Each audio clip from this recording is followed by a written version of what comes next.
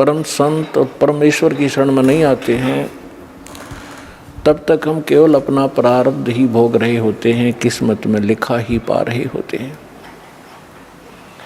और जब परमेश्वर से कनेक्शन हो जाता है तो हमारे को एक पावर प्राप्त हो जाती है। जैसे हम पहले हाथ से चक्की पीसती थी हमारी माताएं, तो 1 घंटे में वो मुश्किल से 2 किलो आटा पीस पाती थी। और आजकल इलेक्ट्रिक चक्की होगी, 1 घंटे में 1 क्विंटल और बगैर किसी परिश्रम के वो पीस के रख देती है।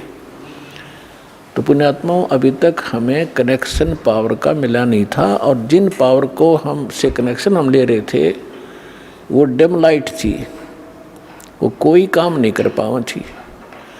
तो अब ये परमात्मा की पावर से जो काम होंगे, कनेक्शन ठीक रखना। दास बार बार आपको कहता, बालक हो, और जैसे कनेक्शन जिन बिजली ले रखी है उनको पता है कनेक्शन कटा फिर तो पंखे ना चलें, ना कोई ट्यूबवेल चले, सब असुविधा हो जाएंगी। तो परमात्मा भी कहते हैं, जब लग हंसा हमरी आना और काल लगे नहीं तेरा बना। तो पुण्यात्मा, परमात्मा का वचन है कि इस समय में पूरा विश्व परमात्मा को पहचानेगा, इसलिए आपको शिक्षा दी है, ऐसे उपकरण बनवाए हैं। एक एक भक्त अपना रो रो कर कथा सुना रहा है कि हम कितने दुखी थे। ये दुख तो आपके एक फ्री में निवारण होंगे जो आपको भारी पड़ रहे थे, और जो मूल कष्ट आपका जन्म और मृत्यु का असंग जन्म हो गए यहाँ भटकता है, वो दुख दूर होगा इस दास के परमात्मा के इस ज्ञान से और इस समाधान से।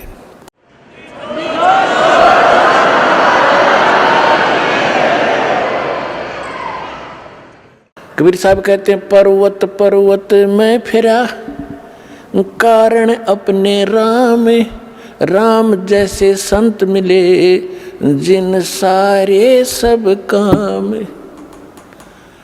आज प्रसंग चल रहा है कि मात पिता मिल जाएंगे 184 माही, सतगुरु सेवा और बंदगी भाई फेर मिलन की नाही। तो परमात्मा अपनी महिमा को अपने ऊपर ही चित्रार्थ करके सुनाते हैं कि पर्वत पर्वत में फिरा कारण अपने राम, राम जैसे संत मिले जिन सारे सब काम। तो उसके लिए कहते हैं, गुरु गोविंद दोनों खड़े काके लागू पाए, बलिहारी गुरु अपना जिन गोविंद दियो मिलाए। अपना आत्माओं, परमात्मा कहते, कबीर हरि जय रूठ जा गुरु की शरण में जाए, कहे कबीर गुरु रूठ गए तो हर नहीं होत सहाय। अब जैसे किसी व्यक्ति को सुख प्राप्त है और चाहे वो भक्ति कर रहा है नहीं कर रहा है, तो आम व्यक्ति ये कहा करता है कि इसका भगवान राज्य है, इसका परमात्मा इस पर प्रसन्न है। और जिनके ऊपर दुख पे दुख आ रहे होते हैं तो वो अपने आप ही कहा करता है कि हमारा राम रुस गया, हमारा भगवान रुष्ट हो चुका है, हमारा भगवान रुष्ट है, इसलिए हमें दुख हो रहे। तो यहाँ कबीर साहब कहते हैं, कबीर हरि जय रूठ जा गुरु की शरण में जावे, कहे कबीर गुरु रूठ गए तो हर ना होत सहाय।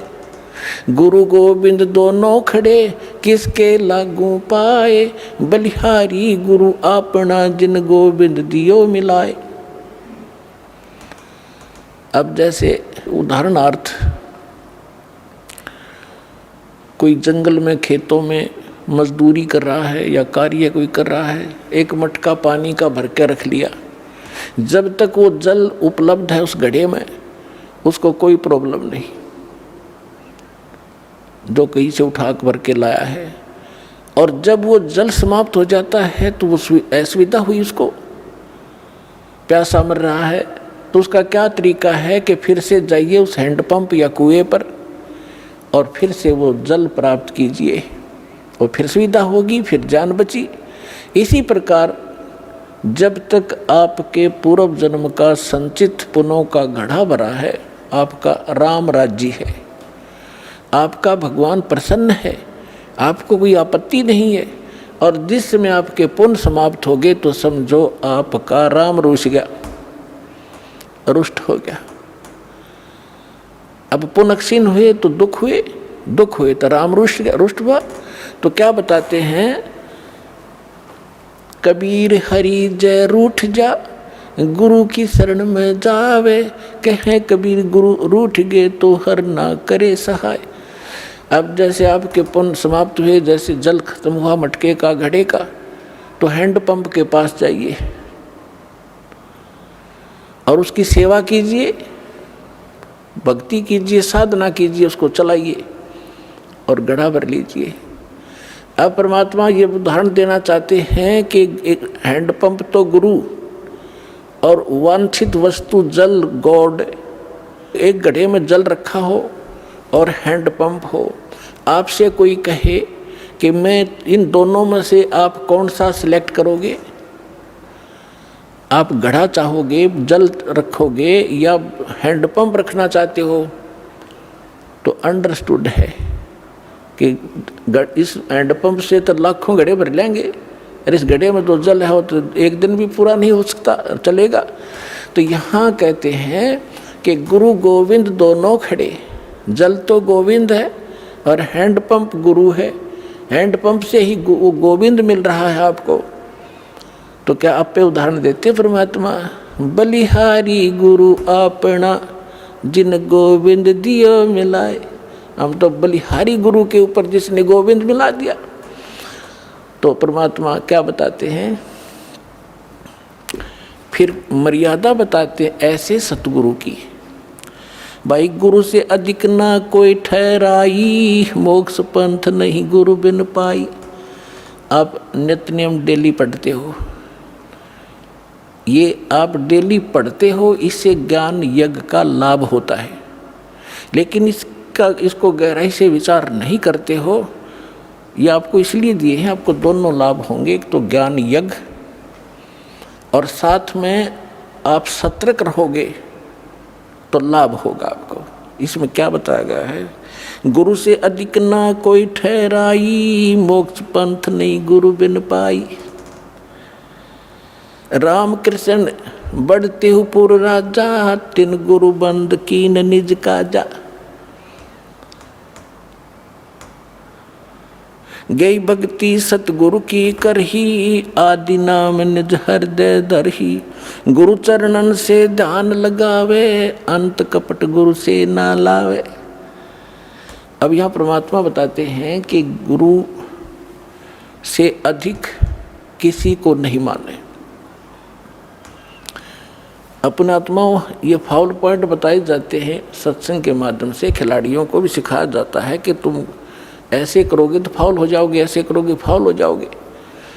तो जो बच्चा खिलाड़ी उन फाउल पॉइंट से डरेगा तो सफल होता है।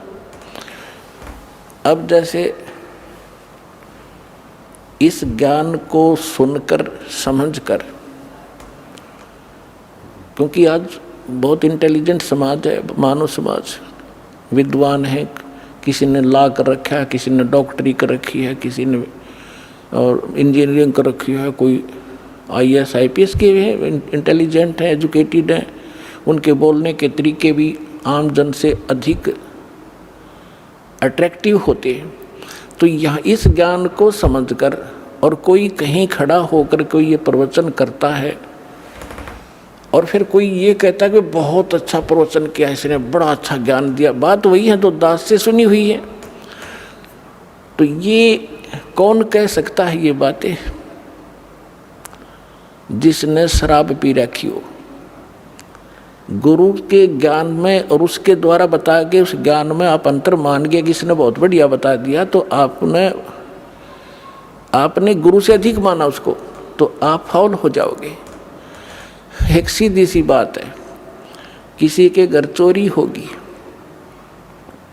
और किसी ने जाके संदेशा दिया कि भाई आपके घर पर चोरी होगी, अगर सामने वाले ने शराब नहीं पी रखी होगी तो तुरंत उस सतर्क होगा और पूछेगा भाई कितना के धन खराब हुआ।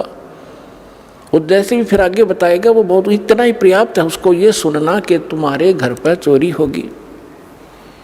और उसके साथ 2-3 और शराब पिए पड़े थे, उन्होंने भी सुन ली। वो शराबी कह रहा है आपका चोरी हो गई। तो जिसका चोरी हो रही थी उन्होंने बोला हाँ इसने बहुत बढ़िया सुर में बोला, बहुत अच्छा सुनाया। अरे भले आदमी, ये सुर में सुनाने से एक सिंपल वे से कहने से वो अच्छा कह रहा है, तो दोनों शराबी है वो। तो कहने का भाव ये है कि जब इंसान होशमा होगा इतना ही पर्याप्त है। तो कहते हैं गुरु से अधिक ना कोई ठहराई, मोक्ष पंथ